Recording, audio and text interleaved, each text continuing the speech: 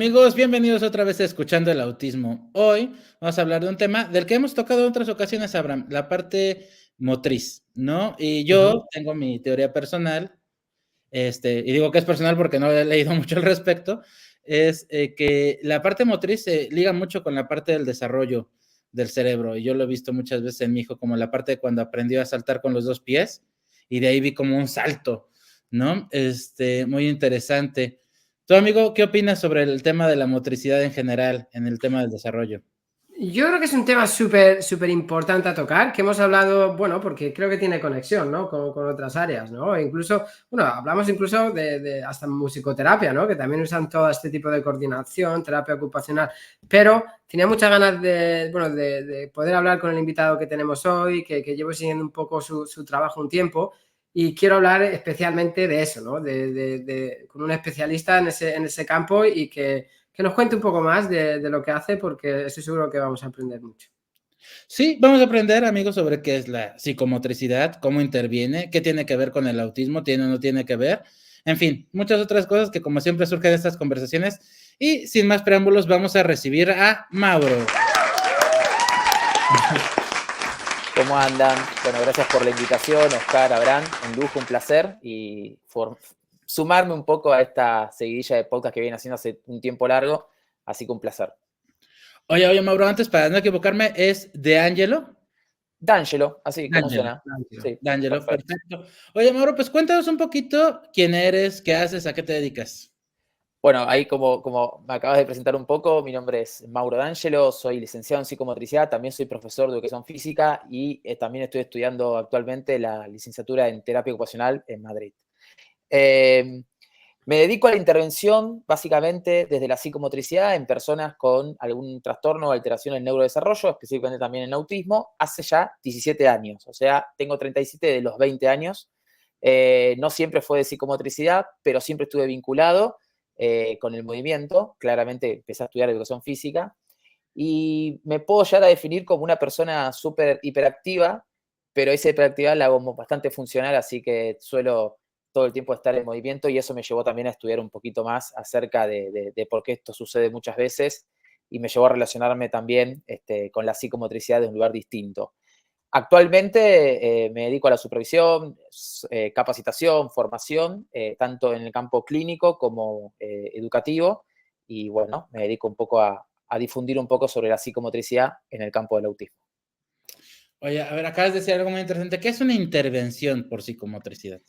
La intervención de psicomotricidad es aquellas acciones que nosotros como profesionales de la salud llevamos a cabo o adelante para mejorar la calidad de vida de nuestros pacientes, si podemos poner el nombre paciente, pero de los que pasan por nuestros consultorios o nuestros espacios.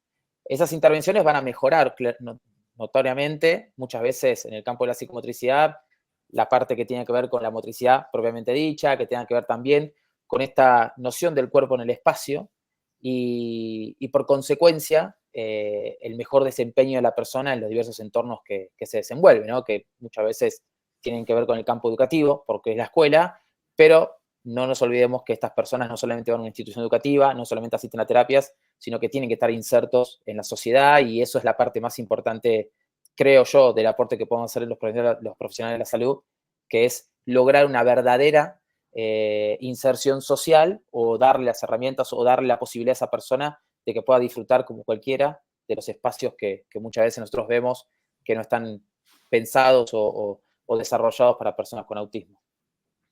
A ver, te voy a plantear una pregunta.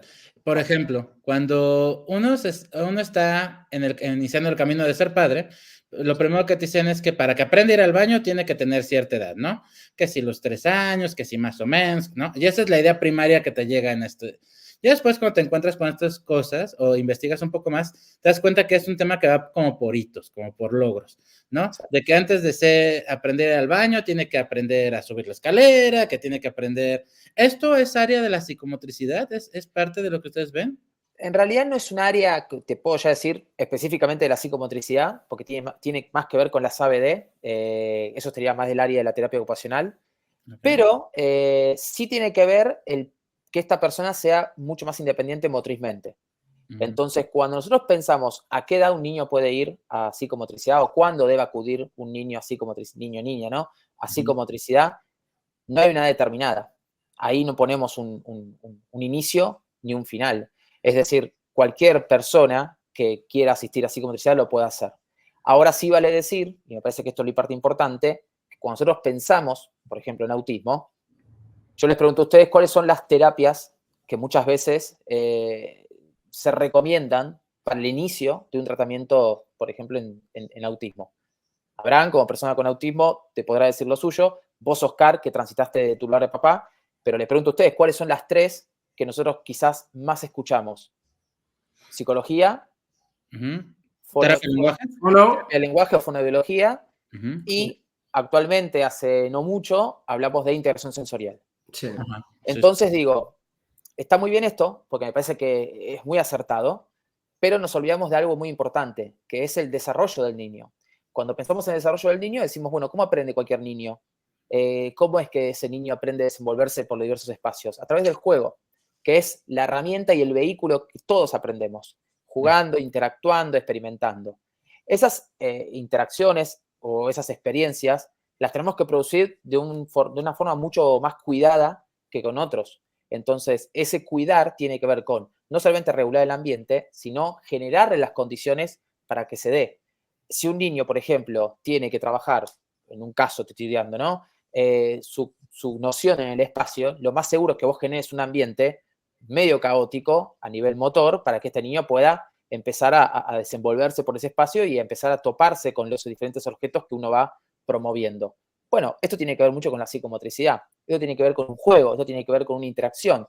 Esas interacciones las producimos nosotros de psicomotricidad. Entonces, cuando pensamos en esas terapias, cuando pensamos en esos tratamientos, no nos olvidemos de lo importante que es este desarrollo a través del juego, este desarrollo del niño en las diversas experiencias. Y para aquellos que están del otro lado, que seguramente son personas que todo el tiempo están buscando información, conocerán o no la pirámide del desarrollo del láser grueso, pero la pueden buscar. De hecho, después las podemos poner de última, digo, pero o la podemos compartir, digo, pero esa pirámide del desarrollo del láser grueso nos va a dar la idea de desde dónde partimos como base, ya de los 0 años, hasta una conducta adaptativa que está proyectivamente puesta entre los 6 a 12 años en proyección. Esa pirámide, desde la base, habla de sistemas sensoriales. Después viene lo que es la propiocepción y la etapa sensorio-motora, ¿sí? Entonces, digo, estas etapas se tienen que trabajar, se tienen que vivenciar de una forma saludable, de una forma organizada. Eso es lo que nosotros entendemos y me parece que es lo importante que tenemos que cuidar muchas veces cuando pensamos en el desarrollo, y ahí aparece la figura del psicomotricista, porque si queremos que ese niño a los 6 años esté inserto en un espacio lúdico recreativo, que ese niño pueda disfrutar de esos entornos, cumpleaños, patio de una escuela, etcétera, bueno, tenemos que trabajar así, de esta manera. Sistemas sensoriales como base y luego ir subiendo hasta esa conducta adaptativa de una forma sumamente organizada y respetada, ¿no? A ver, ahorita acabas de usar el término propiocepción, me parece. Sí. ¿Podrías explicarlo un poquito más? Porque luego ya ustedes lo usan de forma muy cotidiana, pero la verdad es que yo de los primeros videos que vi al respecto te encuentras con propiocepción, sistema vestibular, todo eso, y es muy complicado. ¿Nos podrías dar un breve, tal vez, terminología básica que hay que entender de esto? La propiocepción y el sistema vestibular son los dos sentidos que quizás le sumamos a los 5 que conocemos, ¿sí? Entonces decimos, bueno, hay 7, en realidad tenemos 8 y hay uno 9 ahí que está todavía en debate, pero tenemos el propioceptivo, el vestibular y el interoceptivo. El propioceptivo nos da información de dónde estamos parados, ¿sí? En este momento mi sistema propioceptivo me está diciendo que estoy sentado sobre una silla, con los pies apoyados, me está dando una información. El sistema vestibular me está dando la noción del espacio donde estoy, ¿sí? Esta noción de saber que si yo voy para adelante, para atrás, bueno, mi cuerpo se mueve. Y lo interoceptivo puede ocurrir en un ratito cuando, por ejemplo, me empieza a agarrar hambre y mi cuerpo me está diciendo, bueno, ok, ya tenés que empezar a pensar en qué vas a cocinar o algo por el estilo, porque me está dando una información interna. Esto para que nosotros tengamos en claro que es muy importante la interacción sensorial y trabajar del formato de interacción sensorial, y ahí tenemos a los terapeutas ocupacionales certificados en interacción sensorial, pero no nos olvidemos también de que esta propiocepción no es únicamente de lo sensorial, esta propiocepción también es una información que se va construyendo en el niño desde las diversas experiencias. Entonces, mientras más experiencias tengamos con ese niño y cuidadas y saludables, va a ser mucho mejor. De hecho, un niño que, por ejemplo, comienza un formato terapéutico, yo les voy a hablar un poco de terapia porque es a lo que me dedico, pero pueden trasladar un poco todo esto a la vida cotidiana de cualquier niño, o mismo también lo pueden trasladar al ámbito educativo, pero es más que nada una cuestión de formato mío que trabajo en el ámbito clínico. Pero tengamos en cuenta que cuando nosotros producimos experiencias, ese niño va acumulando y cada vez las puede empezar a poner en juego en los diversos espacios. Bueno, esto se trata un poco de la psicomotricidad y esto es lo que hace de beneficio en la calidad de vida. Ese niño que comienza a edad temprana no va a tener la misma, o va a tener más posibilidades que aquel niño que comienza mucho más tarde. Y acá me meto un poco más clínico, pero vale la pena decirlo, y lo voy a tratar de explicar de forma simple. Nuestro cerebro se desarrolla de 0 a 6 en un porcentaje bastante elevado. El cerebro de un niño a los 6 años es muy similar al de un adulto y es el que lo va a acompañar durante toda su vida. En formato de desarrollo, no quiere decir que tenga toda la capacidad para poder resolver problemas de un adulto. Claro. Entonces, si ese cerebro a los 6 años ya está desarrollado en un porcentaje bastante elevado, pensemos que ese niño que llega a los 7, 8 años de psicomotricidad, no quiere decir que no va a poder avanzar, no quiere decir que no se va a beneficiar, pero tenemos que tener en cuenta que el desarrollo es uno y no podemos ir en contra de él. Por eso, la importancia, y esto lo escuchamos hasta el hartazgo, hoy, casualmente el Día Mundial del Autismo, que tiene que ver un poco con esto de una terapia a tiempo mejora la calidad de vida y el pronóstico de la persona. Un diagnóstico temprano no es una etiqueta, es un puente. Sí. Me parece que eso es importante a la hora de poder valorar desde dónde nos paramos cuando uno insiste o le pide que un diagnóstico sea de forma temprana, ¿no? Sí, la intervención temprana. Aquí me parece súper interesante, ¿no? Porque luego sí que es verdad, y pasa en todos los ámbitos, ¿eh? En el ámbito educativo, en el ámbito clínico. Bueno, yo conté en algún podcast el tipo de colegio en el que más he trabajado, o tipos de colegios en el que he trabajado. Muchas veces éramos la última opción, ¿no? Cuando ya los alumnos no podían ir a ciertos colegios, se venían porque no les aceptaban, pues acababan. Y claro, veías alumnos de 16 a 25 años que todo esto no lo habían tenido. Entonces, claro, todo el sistema, las dificultades que tenemos las personas autistas con todo el tema propioceptivo, vestibular, ¿no? Luego es cuando les ves dando vueltas, ¿no? Todo este tipo de movimientos que además son exagerados y muchas veces es solo para encontrarse ellos en el espacio, ¿no? Porque a veces que estás parado no sientes, ¿no? Hay muchas personas autistas que hablan de eso, ¿no? Que para sentir su propio cuerpo, para sentir, necesitan moverse, necesitan tocar objetos para sentirse ellos su propio cuerpo. Entonces, por eso tenía muchas ganas de este podcast, para entender un poquito más esta parte, ¿no? Porque sí que yo te soy muy... no lo había escuchado. Había escuchado todo este tipo de intervenciones, pero muy ligadas a la terapia ocupacional. Pero sí que no... bueno, es como decía Óscar, ¿no? Psicomotricidad, así como específicamente, no es algo que se escuche. Me parece súper interesante y súper necesaria. Y creo que no se escucha lo suficiente, que no es...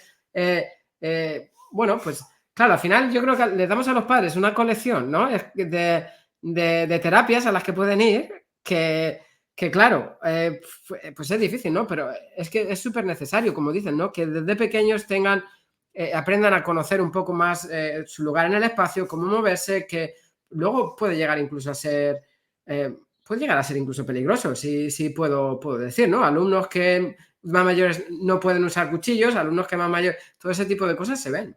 Mira, te voy a poner varios ejemplos, algunos de casos que me pasaron a mí a nivel de experiencia clínica y otros que los tomo de otros colegas, ¿no?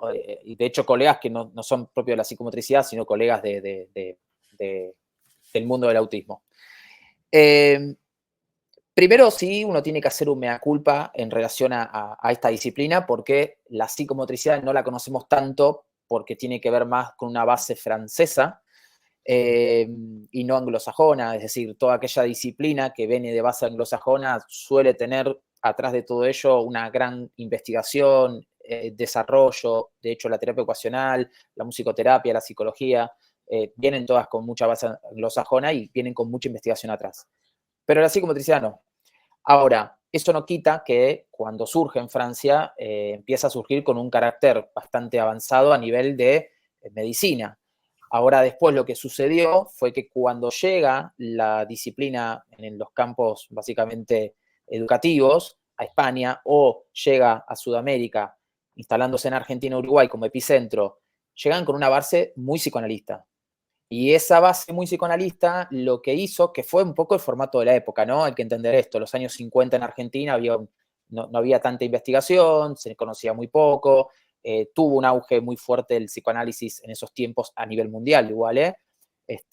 Entonces, claro, esa base llegó para quedarse y actualmente es un gran problema porque luchamos todos los que estamos en el campo de la investigación, pero también estamos en el campo de los tratamientos basados en la evidencia, por desacreditar un poco todo esto y decir, no es lo único. O sea, si vos querés formarte en psicoanálisis, hacelo sin ningún problema, pero entendé que no es lo único y entendé también de que hoy las necesidades de las personas en general que requieren los servicios de un profesional de la salud van a requerir un tratamiento basado en la evidencia y no un tratamiento que no tiene ningún sustento empírico.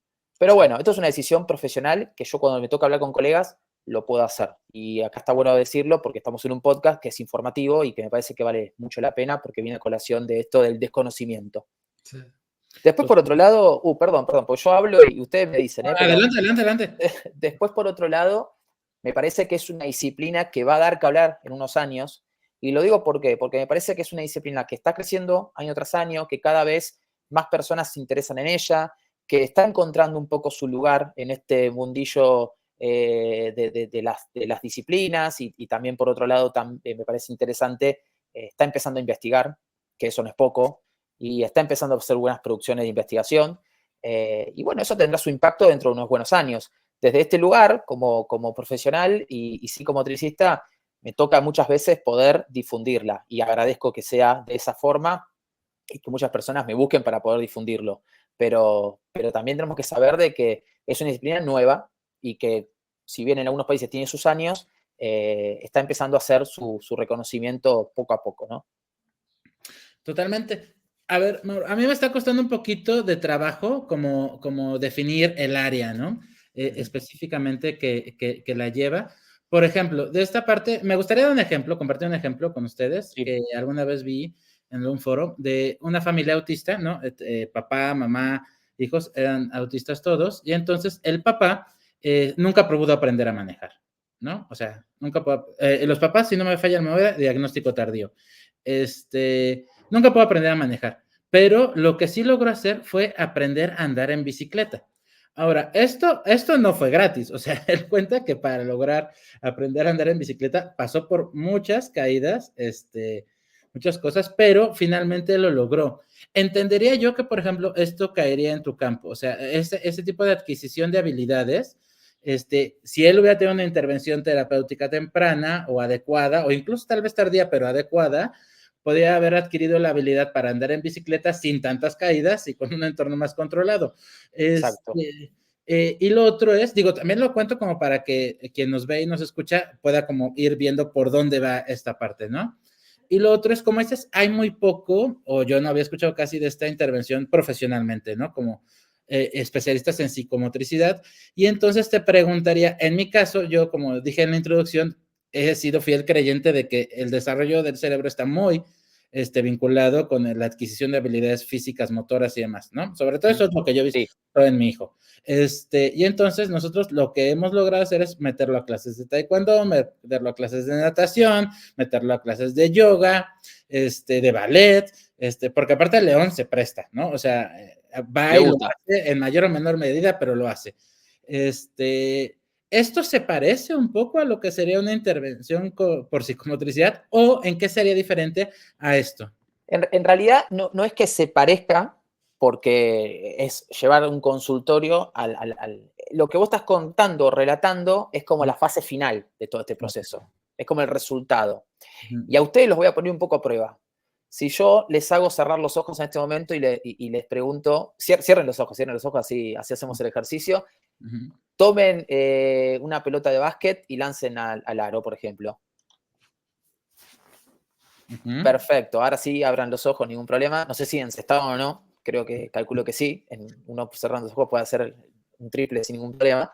Pero después más adelante se van a ver que los dos hicieron el mismo movimiento. O sea, los dos hicieron esto. Ujú. Entonces digo, ¿por qué hacemos eso? ¿Cuántas formas de lanzar una pelota al aro de básquet conocemos?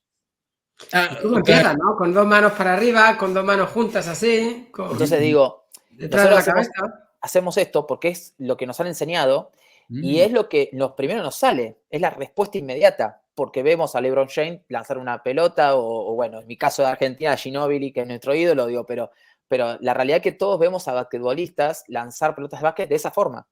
mm, Entonces la lanzamos de esa forma. A las personas con autismo muchas veces le tenemos que dar esa variedad, de decirle, mira, no conoces esta forma, hay miles de maneras de lanzar una pelota de básquet, hay miles de maneras de poder encestar una pelota, y esas miles de maneras las tienen que vivenciar, porque esa capacidad de cerrar los ojos, de pensar y de buscar, no es algo natural que una persona contigo pueda resolver en una cuestión de segundos. Esto lleva tiempo, es un proceso. De hecho, puede ser hasta incómodo. Entonces, cuando nosotros pensamos en la psicomotricidad, un poco el ejemplo que acabamos de hacer tiene que ver. Para que vos logres llegar a esa respuesta, tenés que vivenciar. Cuando vos vivenciás, es muy diferente a no hacerlo. En el ejemplo que vos dijiste del auto, por ejemplo, o de la bicicleta, ujú.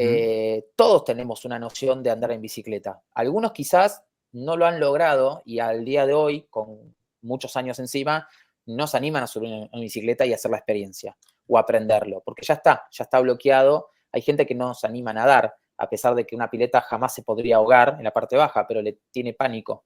Entonces, Ujú, esas experiencias tenemos que cuidarlas. Por eso yo hablaba en el principio de cuidar las experiencias. Son fundamentales. ujú. A nosotros, normalmente, cuando digo a nosotros, me pongo en el lugar por fuera del espectro, claramente, pero porque lo naturalizamos de esta manera. Si yo voy a Empáticamente. claro, sí, obviamente, con toda la empatía que uno puede darle a las personas en general, ¿no? Digo, pero uno tiene diversas experiencias. A ver, yo voy al mar o voy a algún lugar sin conocer si es profundo o no es profundo y ya lo resuelvo en un segundo. Y puedo salir y me puedo sentir súper cómodo. Ahora, ese es mi cuerpo diciéndome salir acá o quédate de esta manera o sentate de este lugar o si te viene un viento, ponete de costado. Es decir, todo el tiempo se está regulando y no tengo que pensarlo mucho, mi cuerpo lo hace de forma natural. Ahora, una persona con autismo puede que tenga una muy mala experiencia en el mar y eso condiciona todas las futuras experiencias. Ujú. Y eso es lo que yo digo que tenemos que tener cuidado. Por eso, cuanto más pequeños son, donde estamos en ese cerebro en desarrollo, esas experiencias son fundamentales y se las tenemos que dar. No va a ser todo, obviamente, lanzar una pelota, pero sí tenemos que cuidar mucho la forma en la cual vamos acompañando ese desarrollo. Porque las funciones ejecutivas, que son un montón, pero cuando uno habla del control inhibitorio, de la memoria, de la atención, que son funciones ejecutivas, vos las trabajás a través del cuerpo, pero las estás poniendo en juego y las estás aprendiendo y las estás poniendo, obviamente, en experiencias. Y esas experiencias van a ser cuidadas. ¿Para qué? Para que después ese niño, cuando vaya a un cumpleaños, vaya a un jardín, no sea un niño que padece todo el tiempo esos escenarios, sino que al menos tenga el poder de decisión de decir si quiero o no estar en ese lugar. Pero por lo menos tengo el poder de decisión y no estoy padeciendo el escenario constantemente. Ujú. Esto es algo muy importante. Y se trabaja muy articulado con terapia ocupacional, porque hay muchas cosas que uno va nombrando Ujú. y pareciera que uno también está en el campo. No, no, en realidad no es que uno hace el trabajo que hace un terapeuta ocupacional, o interacción sensorial, pero se trabaja muy codo a codo. Yo trabajo diariamente con terapeutas ocupacionales formado en interacción sensorial y es un trabajo espléndido, pero es un trabajo muy acompañado, esa es la realidad. Ahora, pensando en esto que hablas de la intervención con terapia ocupacional, con integración sensorial y todo esto, por ejemplo, yo hay cosas que siempre he visto que yo creo que cualquiera de las terapias funcionan para cualquiera, o sea, neurotípicos, autistas y demás. O sea, en un escenario en el que tienes la oportunidad de que tomen terapias cualquiera de esto, pues le va a servir. La verdad es que Sí, le va a servir. sí. Ahora, pero no siempre es la posibilidad, ¿no? Ahora, ¿quiénes son candidatos a buscar una intervención por psicomotricidad en lugar de tal vez? Porque luego también pasa esto. Los papás ven que hay todas las terapias y entra un poco tal vez hasta la fase consumista, ¿no? Que mi hijo tome todas las terapias cuando no necesariamente Exacto. son necesarias, ¿no? Eso te haría la pregunta, o sea, ¿quiénes son candidatos? Todos la podrían tomar, aunque no haya una carencia o un reto que superar, pero ¿quiénes son los más candidatos para este tipo de terapia? Mira, hiciste una pregunta que es excelente porque también sirve mucho para las familias que están del otro lado escuchando este podcast o también, ¿por qué no?, futuros profesionales o profesionales en sí mismos. Me parece que es muy criterioso y habla muy bien de los profesionales de la salud cuando tenés la capacidad de poder reconocer si ese niño está para que vaya a psicomotricidad o está para que haga otra terapia. Ujú. Cuando yo recibo un paciente, muchas veces la pregunta inmediata es, ¿tiene un perfil sensorial? No. ¿Qué terapia se está haciendo? ¿Qué esto? O sea, uno va indagando un poco en cuál es el bagaje de información que trae ese niño o esa familia. Entonces, cuando me dicen que no tiene un perfil sensorial, hagámoslo. No por capricho y no porque uno diga, bueno, quiero fomentar la industria de la interacción sensorial. No, no me interesa eso. Pero a mí lo que me interesa es tener mayor información. Y esa mayor información me va a dar la pauta de saber dónde estamos parados y cómo yo puedo ayudar a ese niño. Porque si yo sé que ese niño, por ejemplo, tiene no sé, es hiperreactivo táctil o es auditivamente escucha los sonidos muy agudos, bueno, yo voy a poder comportarme de otra manera. Ahora, muchas veces también pasa de que hay pacientes que llegan y necesariamente tienen que hacer un proceso con psicología, por ejemplo. Entonces es muy importante que nosotros podamos detectarlo y decir que haga primero psicología, sesiones de psicología, porque me parece que lo va a ayudar a él a organizarse para después venir a psicomotricidad. Esto es una parte. La otra parte es que vos como profesional te formes.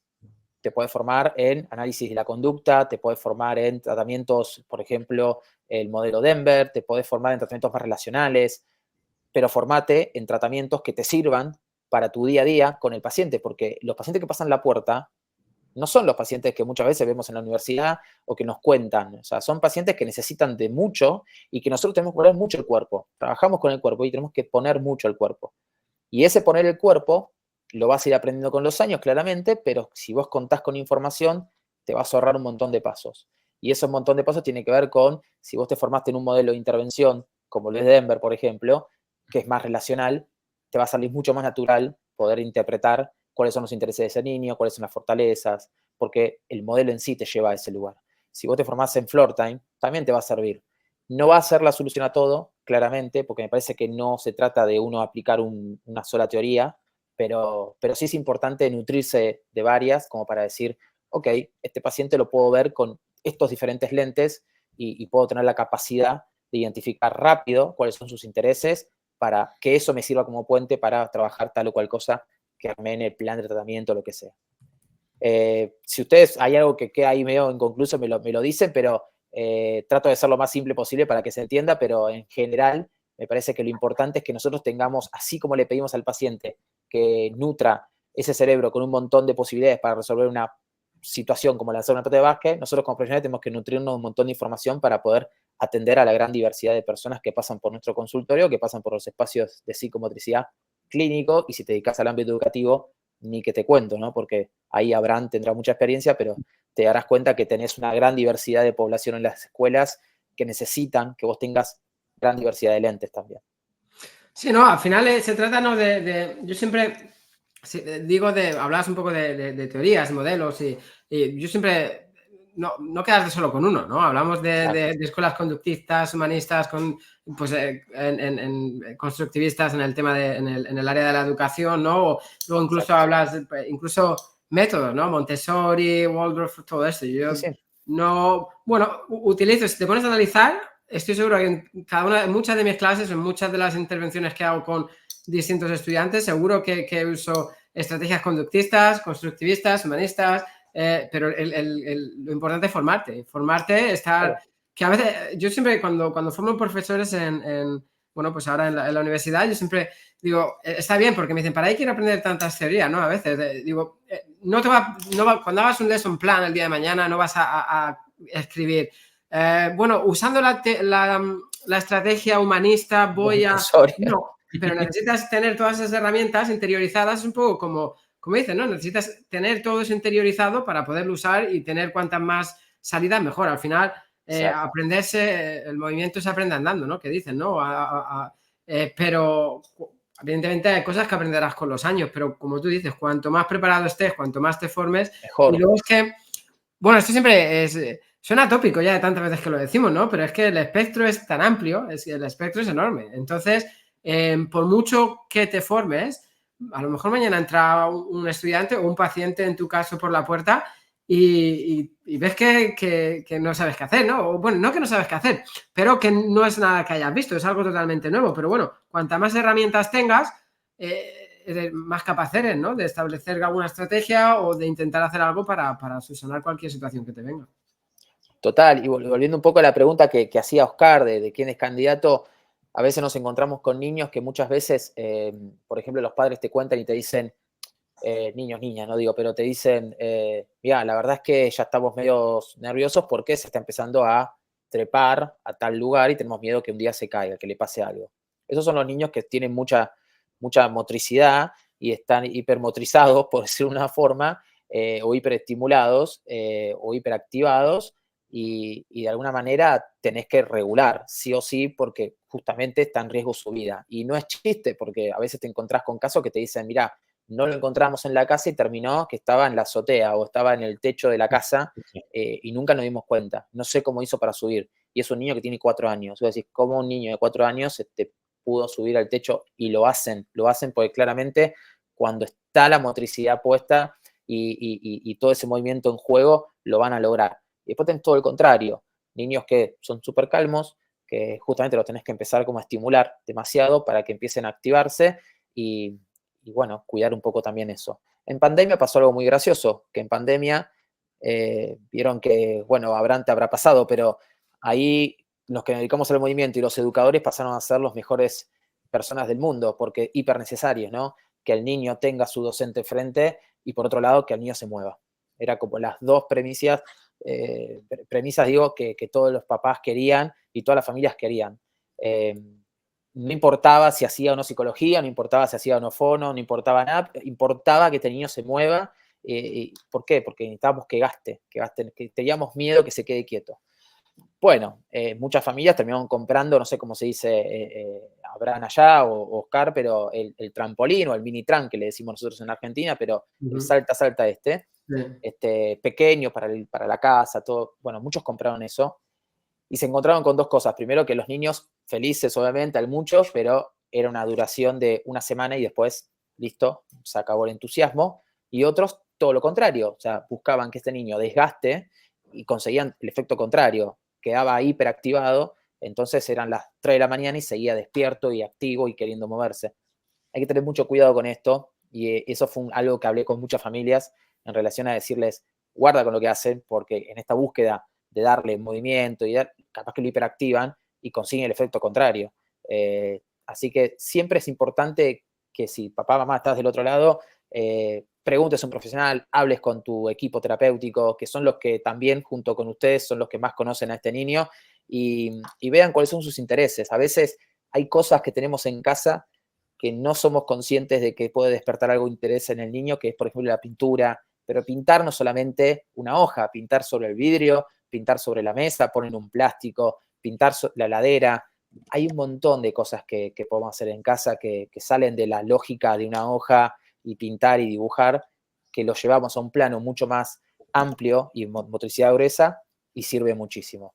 En pandemia sucedió, ¿no? Esto de tener al niño todo el tiempo en la mesa trabajando y decir, basta de mesa, trabajemos con el cuerpo en movimiento, vayan de un lugar al otro, corran, pasen por abajo de un túnel. ¿Qué tiene que hacer? Equiparar colores, tiene que identificar cosas, tiene que tener memoria. Bueno, ahí estás poniendo en juego función ejecutiva, planificación motriz, praxias, hay un montón de cosas que están poniendo en juego y solamente jugando. Y esta es la magia un poco de la psicomotricidad, que vos estabas jugando, le estabas enseñando lo que querías, pero estabas también ampliando un poco todas sus praxias, toda su planificación motriz, la buena imitación, la función ejecutiva, el recordar qué es lo que tengo que hacer. Cuando nosotros pensamos en praxias, pensamos en planificación, o sea, todo lo que es ideación, planificación, secuenciación, ejecución y retroalimentación. Fíjate todas las cosas que pones en juego a la hora de poner a tu niño a mover. Bueno, esa ideación, planificación y secuenciación es un montón que lo haces simplemente con decirle, mirá, tenés que hacer algo de una punta a la otra, pasar por debajo de una silla. Ya está. Ahí ya tenés una actividad de las muchas que uno puede hacer en casa sin comprar material.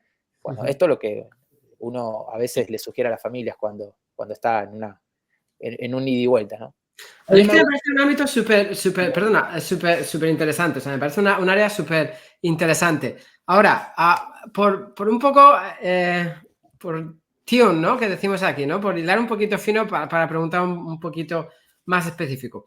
¿Cuál es el entorno de trabajo de un psicomotricista? Me refiero, bueno, yo soy muy fan de los entornos, bueno, de las terapias o las intervenciones educativas en entornos naturales, ¿no? Y supongo que aquí el ámbito es infinito, ¿no? Porque puedes tener a lo mejor Sí, tu consulta donde tú tengas, claro. ya ahí lo que me viene a la mente en el tema de, no sé si lo llamáis consulta o como lo llamáis, en ese ámbito me viene más a la mente algo muy parecido a terapia ocupacional. No sé, corrígeme, siempre añadiendo un poco psicomotricidad fina, a lo mejor más pintura y todo eso.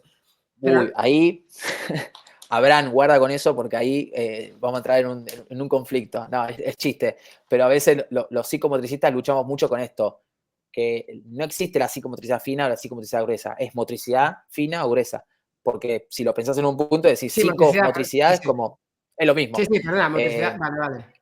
entonces, no, te hacía un poco el chiste. El ámbito sí es infinito, es como decís vos, pero también depende mucho del profesional que esté del otro lado, porque a veces a mí me sucede, y esto no solamente va para el psicomotricista, sino para todos aquellos que trabajamos en ámbitos cerrados, ¿no? Nosotros trabajamos en consultorios que son perfectos, están buenísimos y son súper equipados y tenemos todas las herramientas. Ahora, yo creé un concepto que se llama el concepto AMEC, ¿no? Que es atención, motivación, éxito y generalización.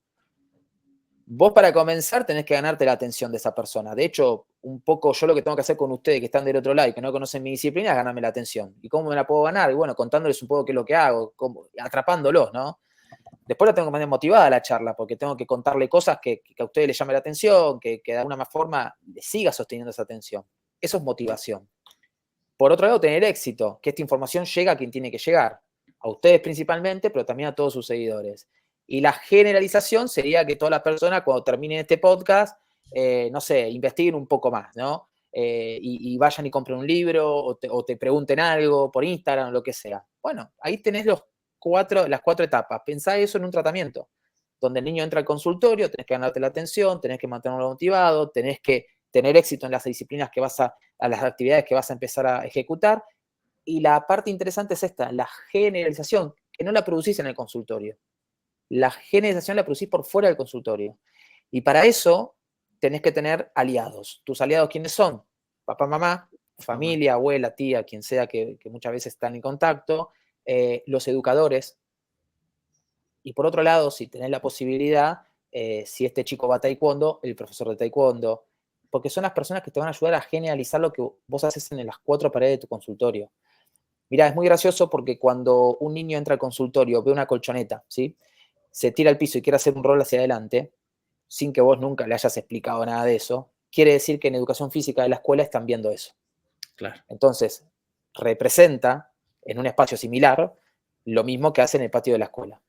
Lo cual a vos te da la pauta de decir, qué interesante esto, porque si quiere decir que si yo acá estoy trabajando cosas que él seguramente esté replicando en el patio de la escuela. Claro. Entonces ahí se genera ese puente y ahí está la verdadera generalización. Cuando vos inicias un tratamiento de psicomotricidad y a las 3 semanas, 4 semanas, la mamá viene y te dice, mamá, papá, te viene y te dice, mira, Mauro, fuimos a un cumpleaños, fuimos al parque, se animó a subir a esto, ya decís, ok, no quiere decir que yo sea mágico, pero está haciendo efecto lo que estamos haciendo. Y si vos notás que eso no sucede, ya tenés que dar pautas a la familia. En mi caso personal, muchas veces lo que yo hacía era salir del consultorio, irme. O sea, yo cerca del consultorio tenía una plaza, o si no la tenía, porque trabajaba en otro, me iba a la calle. Entonces yo ponía en ejercicio lo que pasaba en las cuatro paredes, pero era parte de mi decisión. Por eso yo decía que nosotros como profesionales tenemos que cambiar muchas veces nuestra manera de pensar los tratamientos. No podemos quedarnos como hace mucho tiempo. Se pensaba que el tratamiento solamente era ir al especialista, tocar la puerta, el niño salía. Sí. El profesional es, que eso lo detesté siempre, ¿no? Pero que el profesional le diga, hoy estuvo perfecto, y le entregue y entra otro niño. No, eso, hoy si sucede eso, váyanse de ese lugar, busquen a otros profesionales o hablen con el profesional, díganle, mira, me gustaría que me des una devolución más ampliada, que me des estrategias. Hoy una Sí. familia que no recibe estrategias es una familia que se tiene que ir de ese lugar.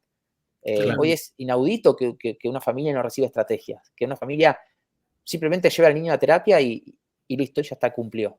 No, el cumplir no termina ahí. El cumplir es otra cosa. Así que nada, me parece que es interesante que nosotros como profesionales reflexionemos mucho sobre lo que hacemos, pero que nos involucremos de otro lugar. Decir, bueno, no nos cuesta nada ocupar 20 minutos de nuestra terapia para salir a la calle. Claro. Salí. O sea, salí a la calle, andate a un kiosco, andate a un lugar. Si tenés la posibilidad de ese día irte los 45 minutos de sesión, la hora de sesión, irte a una plaza, andate a una plaza. No perdés tiempo, lo ganás. Claro. Y tu paciente lo ve. Yo he trabajado en domicilios de pacientes donde íbamos, no trabajar en la casa, afuera. Y estábamos 1 hora y media en un parque interactuando, intentándolo una y otra vez. Y era un niño que no podía soportar ver a otros niños subirse a un juego sin que él no pueda subirse primero, y terminó yendo a un parque y disfrutando de poder esperar y pasar el juego que le correspondía. Pero eso lo tenés que trabajar in situ, porque no hay manera que uno pueda representar eso en un consultorio. No hay forma. Claro, Ni aún tiene que haciendo ser más grupos. significativo, porque si no, no tiene mucho sentido, claro. No, pasa igual, la educación. Yo siempre voy en la misma línea, ¿no? Con la educación y con cualquier terapia, cuanto. O sea, evidentemente al principio, quizás por seguridad también muchas veces, ¿no? Porque si tienes un alumno que tiene dificultades y crees que va a ser. Bueno, aquí tenemos los risk assessment, todo este tipo de cosas. Si crees que va a ser al principio peligroso en algún momento, hay cosas que tienes que practicar, evidentemente, en el consultorio, en la clase. Pero cuanto antes puedas, sal a la calle. Pero pasa igual con cualquier tipo de enseñanza, ¿eh? A veces siempre me viene, no sé por qué, el ejemplo de las fases lunares, porque me parece tan claro, ¿no? Tienes el libro este, pero ya no solo para personas autistas, ¿no? Para todo tipo de personas. Estamos a 5 pasitos de una ventana todos en nuestra casa de salir a observar las fases lunares, ¿no? Y nos centramos en un libro que son circulitos. Imagínate para las personas autistas, ¿no? Que lo importante que es el concepto, que quizás yo solo veo circulitos ahí que no me están diciendo nada, ¿no? Y va un poco en esa línea, ¿no? Importancia de salir un poco de lo que es lo convencional, ¿no? Nuestra clase, nuestro consultorio, y hacerlo mucho más significativo para los chicos. Que al final es como dices, al final ganas, porque al final hay más avance, al final es mucho mejor para todos. Mirá, hace unos años me pasaba que yo tenía muchos pacientes que ya estaban atravesando la adolescencia, 15, 16 años, algunos quizás 14 también, y eran pacientes que ya venían hace 4 años trabajando conmigo. Entonces, pasan 2 cosas ahí. Yo particularmente recomiendo siempre que a los 4 años uno derive, porque claramente ese paciente te súper conoce, vos también lo súper conocés, y muchas familias no querían. Entonces, ¿cómo le doy la vuelta a esto? Decía yo, y se me ocurrió hilar 2 cosas unas que me encantan, y lo conozco por muchos colegas, que son las habilidades sociales, y los grupos de habilidades sociales, y la otra parte motora. Entonces dije, vamos a hacer un grupo de habilidades motoras.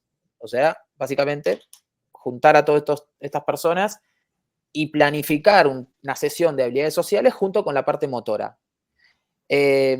Salió fantástico a tal punto que creamos varios grupos, y la idea de esos grupos era, bueno, ok, desafío esta semana, hacemos esto, pero lo ponemos en juego en la calle. Bueno, al principio era salir a comprar en la zona donde estábamos atendiendo, ir a un mercado, ir a un lugar, ir a otro. Después ya era planificar el fin de semana. Era, bueno, el sábado vamos a hacer tal o cual cosa, así que prepárense que el sábado vamos a un parque, vamos a tal lugar, vamos a un cine, Eran habilidades sociales, pero también motoras. Y era la forma que yo encontré de poder romper un poco con la sesión de psicomotricidad como tal, y decir, bueno, ¿cómo hago yo para que estas personas sigan vinculadas al movimiento, pero que también tengan un beneficio extra, porque claramente ya habíamos agotado desde la psicomotricidad y en todo caso necesitarían continuar con otro proceso? Bueno, fue un buen hallazgo, pero ese hallazgo fue en realidad combinación de varias cosas que uno fue conociendo a lo largo del tiempo, pero que lo puse en juego y fue como decir, ok, beneficio. Claro. Bueno, estas cosas son las que yo invito a los profesionales a empezar a pensar y decir, bueno, ok, ¿qué puedo hacer yo de mi lugar para salir un poco de la rutina que hace todo el mundo, ¿no? ¿Qué puedo hacer? A veces con idear un poco un taller de arte. Entiendo que para un taller de arte necesitamos una persona que sepa de arte, pero a veces no la tenemos. Bueno, pensemos en cosas que tengan que ver con el arte.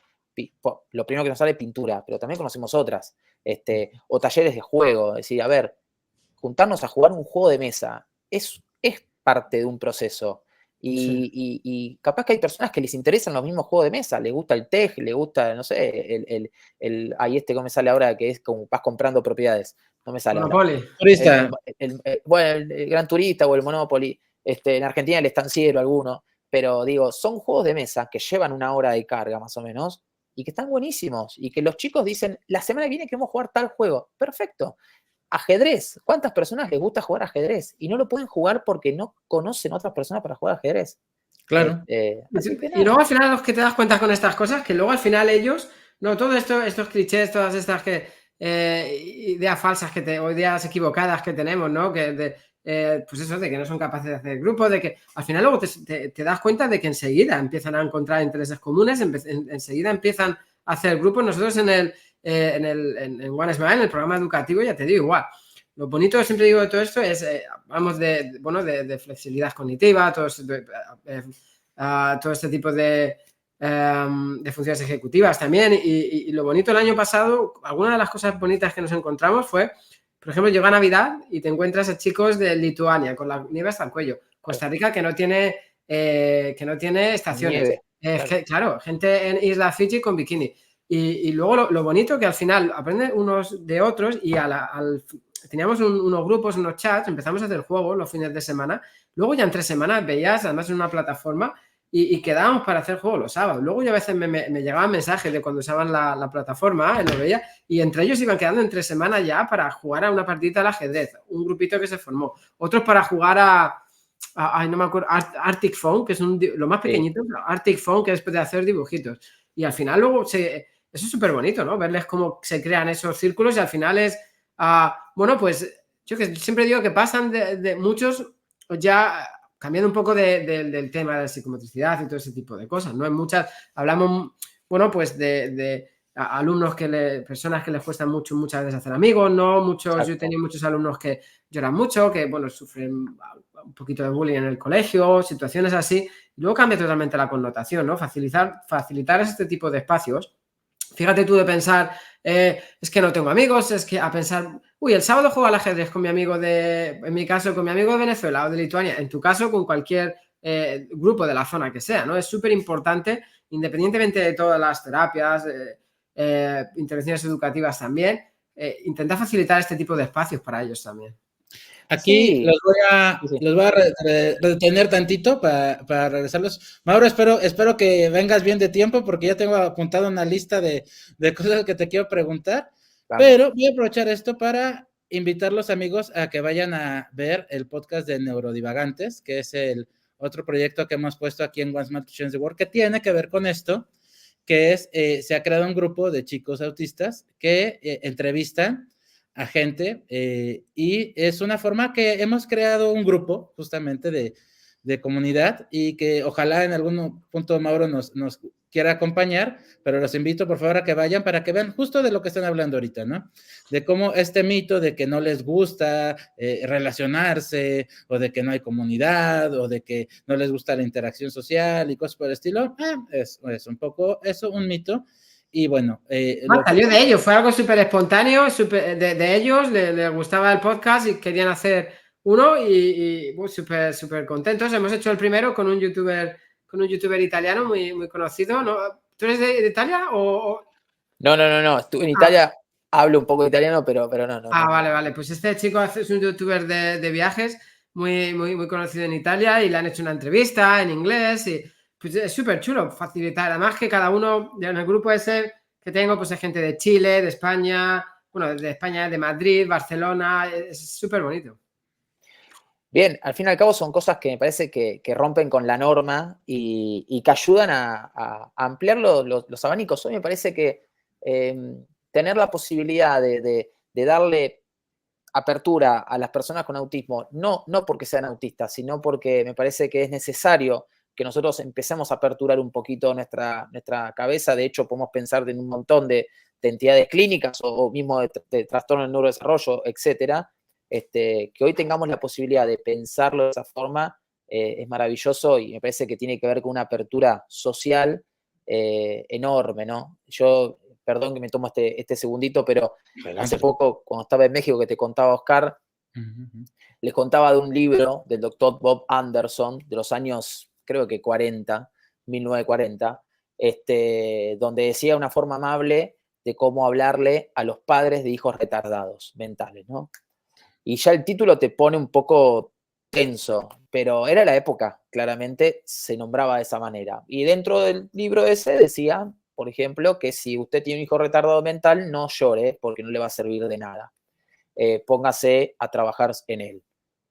Yo digo, si esta es la forma amable, no me quiero imaginar cuál es la forma brusca de decirlo, pero digo, ¿cómo hemos cambiado? ¿Cómo hemos evolucionado? Porque hoy ningún médico se le ocurriría decir algo así. Seguramente hay casos, claramente, pero son los menos, claro, eso de por sí. Pero hoy ningún profesional se le ocurriría dirigirse a una familia de esta forma. Claro. Ningún profesional se le ocurriría plantarse frente a una familia y decirle, tu hijo autista, tal o cual cosa. Me parece que eso ha cambiado mucho y ha hecho apertura social también. Nosotros Claro. hace muchos años que venimos luchando por esto, bueno, hoy lo vemos, ¿no? Totalmente, y digo, la verdad es que sí, y el trasfondo no está del todo mal, ¿no? Yo lo he dicho muchas veces, a mí con el diagnóstico de León, yo lloré, y lloré muchísimo, y es un proceso por el que se tiene que pasar, pero también es un proceso que se tiene que superar en algún momento, ¿no? Porque justo no te va a hacer, o sea, te sirve para asimilar el proceso, pero al final, en algún punto, a tu tiempo, a tu ritmo, cada persona es diferente, tendrás que entrar en la parte de acción. Pero bueno, no quiero dejar escapar los temas que has ido soltando y que me parece importante afinar, ¿no? Y detallar un poquito más. En particular, te quería preguntar antes del Gymboree, ¿no? Que se hizo muy famoso hace algún tiempo, y si esto tiene o no tiene alguna relación con la psicomotricidad, ya como una disciplina seria, o qué opinión tienes de esto. Lo pregunto no porque yo tenga una opinión particular, sino porque es algo que estuvo muy de moda y me gustaría saber cuál es tu opinión al respecto. ¿Qué fue lo que me dijiste que no te escuché? Gymboree. Gymbody. Gymboree. ¿Y qué es? Aquí en México sí es muy famoso, y creo que también en Estados Unidos, son de estos lugares en donde llevas como estimulación temprana y atacan mucho esto, como gimnasios infantiles para niños muy, muy Ah, ok. chiquititos y que les ponen, por ejemplo, yo lo recuerdo porque un sobrino me fue, les ponían cintas, ¿no? Listones Sí, sí, sí. gruesos y los hacían que pasaran por ahí y aprendían a agacharse para no pegarse en la cabeza, cosas por el estilo. Mira, eso tiene que ver más con el desarrollo de los hitos madurativos y creo que puede ser muy positivo para aquellos pacientes que tienen derivación a estimulación temprana, por decir una forma, ¿no? Como, bueno, estimularlos. Ok. Yo creo que sobreestimular a los niños en general no es algo positivo. Me parece que siempre es importante estimular, pero no sobreestimular. ¿Qué quiere decir esto? Que si vos tenés a tu hijo que no tiene ninguna recomendación del pediatra para que vaya a estimulación temprana o no requiere ningún tipo de intervención, respetemos el proceso natural. Me parece que ninguno de nosotros ha ido a Gymbody y hemos tenido dentro de todo un desarrollo armónico. En caso que lo requiera, bueno, ok, ahí sí acudirá a algún especialista, pero no creo que sea algo necesario y que ayude, porque también pasa esto, cuando uno sobreestimula a un niño, vamos a poner un caso, el andador, no sé si se dice así también en sus países, La claro. andadera, sí, sí, sí. Sí, sí. Bueno, fue algo que se usó muchísimo durante muchísimos años y hoy está prohibido. Los profesionales que se dedican a la estimulación temprana no recomiendan el uso del andador porque claramente sobreestimula a esta posición que tiene que ver con la hiperestación y vos generás musculatura en un lugar donde me parece que todavía no debería llegar. Bueno, esto fue algo que se empezó a ver, a recomendar y empezaron a dejar de usar el andador. ¿Qué es lo que recomiendan hoy? Comprate las mantas de juego de piso y que el niño esté lo más pegado al piso y el mayor tiempo posible. ¿Por qué? Porque vos al niño estar en el piso, boca arriba, empieza a girar para un costado, girar para el otro, empieza a hacer línea media, empieza a conectar, obviamente, con sus extremidades y eso ayuda al desarrollo. No tener un andador. ¿Se entiende, no? Esta lógica de pasar de estar en la hiperestación forzadamente a generar la hiperestación de una forma armónica y acompañada. Bueno, me parece que llevarlo a un lugar donde lo sobreestimulen o quieran pasarlo por un gimnasio o estimulación, cuando no lo requiere, no le veo necesidad. Me parece que va más que nada por eso. Muy interesante eso que comentas, porque hoy en día como que se tiene esta noción de que todos necesitan pasar por la estimulación, pero no, o sea, tú lo ves como algo que no es necesario, ¿no? Por ejemplo, el andador, me sorprende. Yo sé que no es muy recomendado, pero no sabía que ya había lugares con prohibición al andador como tal. O sea, Sí, a ver, no hay una ley en Argentina que diga que está prohibido usar el andador, pero ningún pediatra formado que sepa el desarrollo claramente o el neurodesarrollo te va a recomendar un andador hoy en día. O sea, la mayoría te lo va justamente a no recomendar, te lo va a prohibir. ok, sí, sí, sí, muy interesante. El otro, hablaban de los estilos como de terapia que hay, ¿no? O sea, acá en México hay un dicho que no es la flecha, es el indio. Ajá. Yo particularmente creo que es así, o sea, no es tanto la metodología, sino quién la aplica y cómo la aplica, ¿no? Se habla mucho de la terapia ABA, por ejemplo, y de que hoy en día se le ve muy mal. Nuestro primer acercamiento terapéutico fue claramente ABA. Lo dejamos relativamente muy rápido porque no nos ajustamos precisamente como al terapeuta, no tanto a la técnica como tal. Y yo por ese lado lo creo, pero te quería preguntar cuál es el aspecto terapéutico, la metodología terapéutica que está más ligada a la psicomotricidad. O sea, ¿es teach o es algo independiente? No, sería un poco más independiente. Si yo te tengo que definir desde mi lado como profesional, viste que te contaba al principio, ¿no? Que cada uno se va formando distintos lineamientos, como casi todas las disciplinas, me parece. En un caso puede pasar de que, por ejemplo, uno tenga una formación más desde lineamientos ABA, pero eso no quiere decir que vos seas una persona que sea la única estrategia que utilices. Es tu formación en modificación de conducta, análisis de la conducta, porque la mayoría de la población con la cual vos trabajás justamente presenta desafíos conductuales o comportamentales. Entonces, que te formes en eso es ese beneficio. Psicomotricidad en realidad se va a ajustar de acuerdo a donde vos quieras orientarte. Si te dedicas al ámbito educativo, tendrás allí, por ejemplo, el dispositivo de Couturier o te podrás formar en la PIER también. Si te dedicas al ámbito sociocomunitario, tendrás a otros profesionales, a otras, mejor dicho, metodologías que yo casualmente las desconozco, pero que claramente pueden ayudarte con autores. Si te dedicas a la gerontopsicomotricidad, y así podríamos empezar cada una. Si te dedicas al ámbito clínico, allí tenés a Lebush, tenés a otros autores también, que te van a ayudar, pero acá viene la parte interesante, que hoy los referentes dentro de la psicomotricidad, si queremos pensarla en el campo de la salud, no te van a recomendar que hagas autores o que te bases en autores desde el psicoanálisis. Por ejemplo, el doctor Michel Albaret, que es un francés que escribió libros de psicomotricidad, todas sus análisis o al menos sus investigaciones y por otro lado sus producciones están basadas en tratamientos basados en la evidencia. Y cuando pensamos en tratamientos basados en la evidencia, en autismo en particular, tenemos que ponderar el ABA porque es el que mayor evidencia tiene. Y por otro lado también, cuando pensamos en modelos más relacionales, tienen base de ABA. Entonces el ABA está en todo. No quiere decir que vos trabajes un niño o pensar el ABA como si fuese algo negativo o pensar el ABA como si fuese una mesa y un niño diciéndole poné rojo con rojo, poné círculo con círculo, chocá los 5. Y si hace bien las cosas, le das un alimento. Estas son las falsas creencias de los años 70, que actualmente algunas de esas estrategias se siguen aplicando, pero hay casos muy puntuales y hay todo un protocolo que se tiene que hacer a la hora de pensar por qué haces eso y no haces otra. Hoy se tiende más a reforzar social, empezar a estimular al niño, obviamente, desde primeras con el reforzador social, pero tenemos que también entender que hay un amplio espectro dentro del autismo que requiere de profesionales formados. Y como vos decías, Oscar, lamentablemente no tenemos tantos profesionales formados, sobre todo en ABA, ¿no? O actualizados al menos.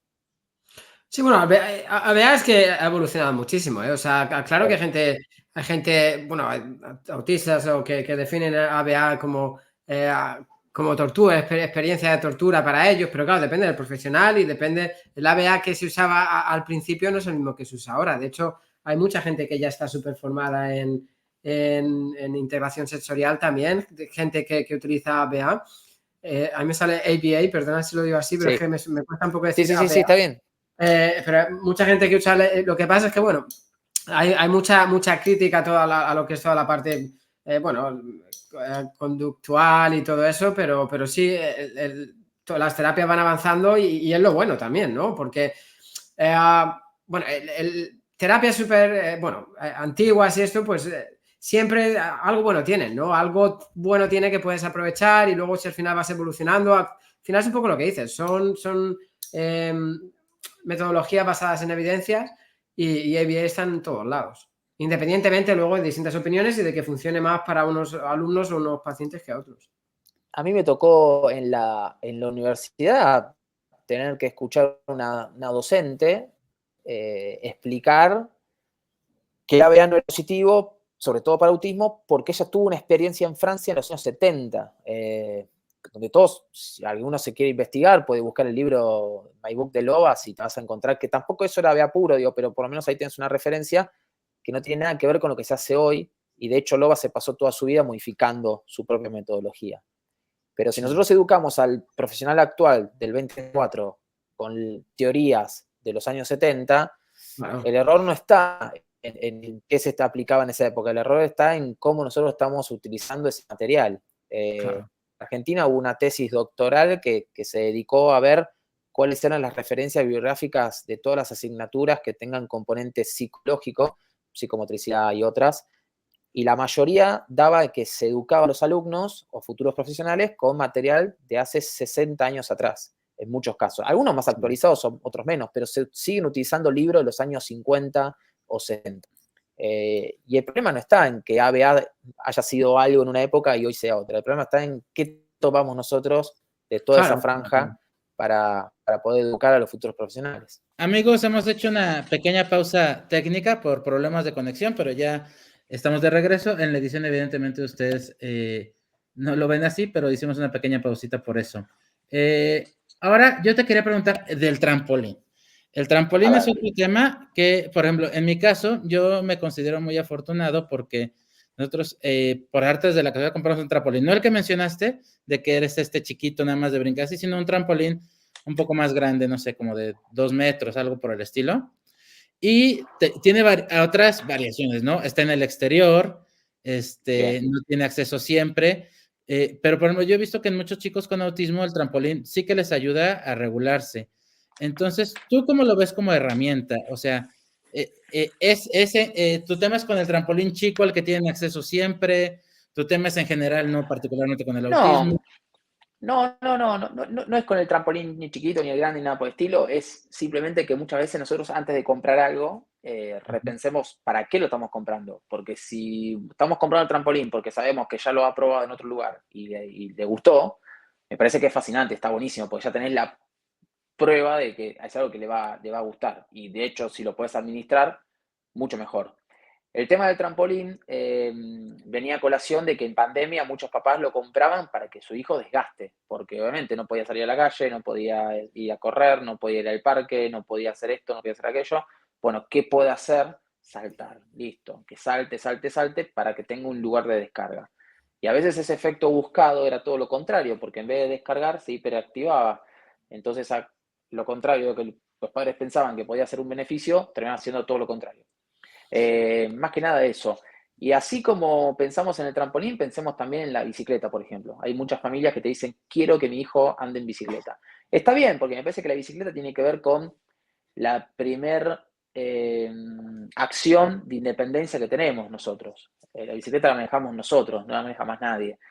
Entonces es nuestra primera herramienta de independencia a nivel motor, más allá de correr o movernos. Pero no a todos los niños les interesa andar en bicicleta. No todas las personas les interesa andar en bicicleta. Y a veces, por más que nosotros busquemos adaptadores, ¿no? Le ponemos, por ejemplo, yo no sé en otros países cómo se dice, pero para que se den una idea, en Argentina se llama soldar el piñón, hacer el piñón fijo, que es cuando la bicicleta no puede ir para atrás. Vieron que a veces los niños suelen ir para atrás y no avanzan. Porque le encuentran un placer, todos lo hicimos también siendo pequeños. El tema es que se quedan en ese placer de ir para atrás todo el tiempo y cuando uno quiere enseñar que vayan para adelante o que la bicicleta avanza, si nosotros vamos para adelante, cuesta. Bueno, ahí le haces una soldadura al piñón que lo que hace es justamente impedir que vaya para atrás. Es como la única manera de que la gire es para adelante. Entonces obligás un poco a que el niño vaya para adelante. Por otro lado, le podés poner estos agarraderas para el pie. Buenísimo, ya tenés soldado del piñón, las agarraderas del pie, las rueditas laterales. Podés poner 1000 cosas, pero si el niño no tiene interés, la verdad que le va a funcionar lo que a mí me funciona ir a una clase de, no sé, alemán, por ejemplo. No me interesa hablar alemán, entonces voy a ir porque me lo están insistiendo y quieren que vaya, pero no voy a aprender alemán porque me va a costar y porque no lo quiero y porque no me interesa. Es lo mismo. Entonces, si nosotros entendemos que esos intereses en nosotros repercuten de esa manera, ¿por qué van a cambiar en una persona con autismo? O sea, va a ser lo mismo. O Supongo que sea, será el interés no va a parte de estar. vuestro trabajo, ¿no? Explorar ese tipo de cosas también, ¿no? Explorar distintos intereses al final, porque si llega un alumno que, bueno, aparte de mirar todo el perfil de estudio, el perfil sensorial y todo esto, ¿no? Lo que puedan decir los padres, los intereses que tenga y explorar nuevos, ¿no? También para motivarle. Exacto. Capaz que a esa persona le gusta mucho más, ¿qué te puedo decir? Andar en patineta. Claro, Y porque tiene facilidad, porque le gusta. Y claro. bueno, yo tuve un paciente que le gustaba más andar en patineta que en bicicleta, pero con el papá y con la mamá, la actividad del domingo era ir a un parque a andar en bicicleta. Y le dije, mira, por más que ustedes le insistan, él no va a querer andar en bicicleta, porque no le interesa, a él le gusta andar en patineta. Hoy, con la edad que tiene, él quiere andar en patineta. Entonces, lo que les propongo es, ustedes vayan al parque, llévenlo a él y hagan un poco y un poco. O sea, ustedes andan en bicicleta mientras andan en patineta, ustedes lo pueden ver o lo que sea, pero entiendan de que su interés más grande está en la patineta. Salvo que ustedes quieran aprender a andar en patineta, van a poder asociarse un poco a él, le digo. Pero es esto, es negociar y también, como decía Abraham, aperturar. Pero cuando vos aperturás y encontrás que no le interesa, porque vos esa apertura la haces para abrirle, decirle, che, ya, existe Claro. la bicicleta, existe la patineta, existe el monopatín eléctrico, existen un montón de cosas que puedes hacer. ¿Qué es lo que más te gusta de todo esto? ¿Cuáles son las cosas que te gustan? Y me gusta el monopatín y la patineta. Listo, ya Claro. está. O sea, ahí ya está Supongo que marcado que es luego, el interés que tenemos. perdona, supongo que luego también el tema que hablas de la pandemia también se liga a esto. Claro, me imagino el niño que encuentra el trampolín, ¿no? Que se vuelve interés profundo del niño, ¿no? Que es hiperactiva ahí. Y encima la dificultad de que no tienen nada para redireccionarle, que luego ahí viene el problema Exacto. también, ¿no? Porque a veces cuando llegan a ese punto, bueno, sabes que si sigue estando el trampolín ahí, puede estar hasta las 2, 3 de la mañana que no se va a bajar de ahí. Claro, si al menos tienes la opción de redireccionarle, usar una pelota que le guste, o la patineta que le guste, o algo que le guste, o llevártela de compras, o llevártela a cualquier sitio, pues todavía tienes algo para redireccionarle, incluso fíjate, eso como para regularse cuando se vaya al trampolín o cualquier cosa de esta. Pues supongo que en la pandemia también eso sería una dificultad añadida, ¿no? Por todo. En mi caso, por ejemplo, siempre hablo Sí, sí. de, bueno, nosotros enseñamos las emociones a los alumnos muchas veces, es algo que a mí me cuesta un poco a veces entender ciertas caras, pero imagínate un alumno con incluso más dificultades, ¿no? Y al final lo exageras siempre, ¿no? Y ellos buscan esa parte de, are you happy, are you happy, are you sad, ¿no? ¿Estás contento? Todo este tipo de exageraciones y de repente nos tapan la cara. La dificultad que tuvimos fue enorme, ¿no? Para tratar con todos estos chicos, porque claro, de repente todos con la cara tapada no saben, o sea, que fue una dificultad Bueno, enormísima. ahí aparecieron los barbijos transparentes, que fue como una solución a ese problema, y decís, buenísimo esto, pero ese fue otro gran desafío, porque la pandemia trajo muchas cosas, ¿no? Entre todas ellas, cosas obviamente negativas, que ya las conocemos todos, pero trajo cosas positivas. Nos puso a nosotros en un lugar de decir, tenemos que conocer mucho más a nuestros pacientes, que no nos podemos quedar en la cómoda o en la facilidad de que un profesional nos dice, bueno, hay que hacer interacción sensorial, solamente con una hamaca funciona. No, porque ningún profesional de interacción sensorial te diría eso y la hamaca no es interacción sensorial, o sea, tampoco funciona de esa manera. Bueno, comprando unas vallas o haciendo un circuito ya está haciendo psicomotricidad. No, tampoco funciona de esa manera. Mira, el otro día, justamente en México también, hablaba y decía, pensemos en este espacio, que era un auditorio, ¿no? Le digo, si este auditorio tuviese un Minitran, tuviese conos, tuviese todo lo que uno piensa que puede haber en una sala de psicomotricidad, ¿sería una sala de psicomotricidad? Obviamente, muchos respondieron, sí, sí, sí, sí, sí. ¿Y qué faltaría? Y todos se miraban. Para que esto sea una sala de psicomotricidad falta un psicomotricista. Eso sí, claro, Porque eso te iba a decir. entonces Sí, sí, digo, sí. no se trata de tener más y más cosas, porque que un lugar tenga muchas cosas no quiere decir que sea súper divertido. Si yo te suelto en Disney, por ejemplo, que es un parque hermoso, que seguramente todos lo conocemos, nunca fui, pero calculo que debe ser algo espectacular, pero te saco a todos los personajes animados que hay en Disney. Te doy el pase libre a todos los juegos, pero bueno, el que los conduce no está. Entonces, Disney ya no deja de ser divertido. O sea, justamente es aburrido. No tiene la magia que uno espera que sea de Disney. Entonces, esto es lo que uno tiene que entender. Que no hace falta tampoco ir a un mega lugar para que tu hijo pueda disfrutar, que eso lo puedes crear vos en tu casa o lo puedes crear en tus diferentes entornos, y que muchas veces tiene que ver más con la parte social nuestra que otra cosa. La pandemia trajo un mucho de esto. Las familias que se comprometieron con el tratamiento, pero antes de la pandemia, pero ya tenían un compromiso asumido, pero se comprometieron a nivel de decir, bueno, ¿qué puedo hacer yo de mi lugar para que mi hijo pueda avanzar o al menos mi hijo pueda transitar este proceso de una forma mucho más amable? Esas familias se beneficiaron un montón, se unieron muchísimo, pero también entendieron muchas cosas de sus hijos. Y sus hijos entendieron muchos de ellos también, porque esto es recíproco. Muchos niños que, por ejemplo, tenían problemas de comunicación, y esto es algo que lo discutí con varios colegas, digo, pero muchos niños que tenían problemas de comunicación, mi paciente, por ejemplo, que muchos de ellos tenían problemas de comunicación porque eran no hablantes, pero tenían problemas de comunicación porque no tenían un mecanismo alternativo afianzado de comunicación, lo afianzaron en pandemia, porque la posibilidad de interactuar inmediatamente y constantemente era, casi te diría, a las 24 horas. Mamá, quiero esto. Bueno, era como todo el tiempo estar demandando, que era algo tedioso para muchas familias, porque te decían, la verdad que no sé qué hacer, porque todo el tiempo me pide cosas, pero también era como, bueno, pues buscamos lo positivo. Antes no te pedía nada. No te pedía nada, claro. Hoy tenemos que regular que no te pida tanto. Hmm. Bueno, esto tiene que ver un poco con lo que uno busca el lado positivo Sí. de la pandemia y que todos siempre podemos sacar algo en favor de ello, ¿no? Ujú. Totalmente. Fíjate, de la bicicleta, por ejemplo, yo me gusta ser muy transparente. Yo no sé andar en bicicleta. ¿Por qué no aprendí? La verdad es que no lo sé, pero ahora entiendo lo que ha de haber sentido mi madre cuando compró una bicicleta para que andara yo en ella y yo nunca aprendí. Pero bueno, me gusta más la avalancha. Y lo otro es lo del perfil sensorial. Igual, siendo transparente, yo, por ejemplo, nunca hemos hecho un perfil sensorial para León. ¿Por qué? No lo hemos necesitado. Con los que hemos asistido, no lo han pedido. Entonces, a mí me gustaría que me explicaras la importancia del perfil sensorial y saber si, por ejemplo, gente que está en mi caso, ¿por qué debería ser un perfil sensorial, aunque aparentemente no haya dificultades sensoriales o no es necesario? Bueno, te voy a hacer algunas preguntas. Obviamente yo no me dedico a hacer perfiles sensoriales porque no soy terapeuta ocupacional y tampoco estoy certificado en integración sensorial, pero quiero que interactuemos en esto. Uh-huh. ¿Toda la silla donde vos estás sentado es sumamente cómoda para vos? Sí. ¿Es apropiada?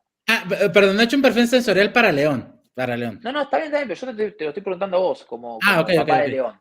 La silla donde estás sentado es cómoda para vos. Vos decís, Sí, es sí, sí. apropiada, la decidiste en Uh-huh. relación a cuánto tiempo tenés que estar sentado frente a la computadora. No sé de qué trabajás, pero si trabajás con algo que te dedica horas de estar sentado frente a la computadora, vas a buscar algo que te dé confort, ¿o no? Uh-huh.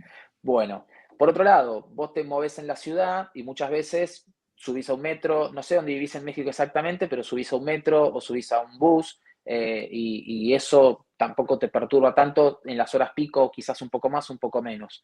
Es Uh-huh. decir, constantemente tu cerebro se está regulando y se está adaptando a las necesidades del entorno. Uh-huh.